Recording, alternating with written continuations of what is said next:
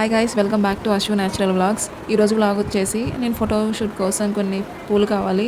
So మా పాపకి every month నేను ఫోటోషూట్ ఫ్లవర్స్తో చేస్తాను. ఈరోజు మా ఇంట్లో ఉన్న జాజి పూలతో ఫొటోస్ తీద్దాం అనుకుంటున్నాను. 8th మంత్ వచ్చింది దర్శనికి, చాలా ఒక 10 days అయిపోయింది, లేట్ అయిపోయింది ఇప్పటికే. ఇంకా ఇంట్లో ఉన్న జాజి పూలతోటి ఇలాగా తీద్దాం అనుకున్నాను.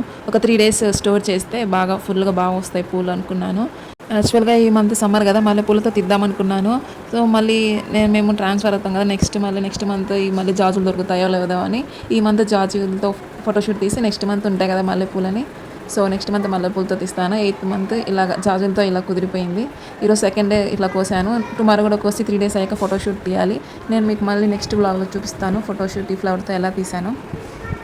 బాగా పూస్తున్నాయి జాజులు, ఒక బాక్స్ నిండా వచ్చేస్తున్నాయి డైలీ బాగా పూలు. ఎర్లీ మార్నింగ్ చాలా మైండ్ ఫ్రెష్గా ఉంటుంది. ఇలా నేచర్ దగ్గర కూర్చొని కాసేపు అలా చూస్తుంటే గ్రీన్గా కలర్ ప్రశాంతంగా ఉంటుంది మైండ్కి. నెక్స్ట్ వచ్చేసి మీకు ఒక హెయిర్ టిప్ చెప్తాను. నార్మల్గా నాది లాంగ్ హెయిర్. శ్రీహాన్ మా ఫస్ట్ బాబు శ్రీహాన్కి పుట్టెంటుకలకి అప్పుడు నేను గుండె చేయించుకున్నాను. అది ఎప్పుడో మొక్కుబడి, సో అప్పుడు తీర్చుకున్నాను. మళ్ళీ నా హెయిర్ కోసం మళ్ళీ కావాలని ఇలాగా టిప్స్ చూద్దామని ట్రై చేస్తున్నాను.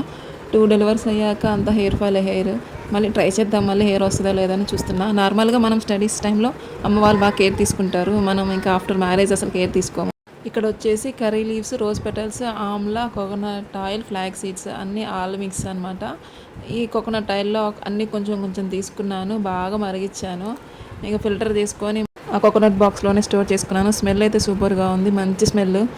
ఈ ఆయిల్లో మెంతులు, ఆముదం వేయడం మర్చిపోయాను, అవి కూడా వేస్తే చాలా మంచిదంట, మంచి రిజల్ట్ ఉంటుందంట.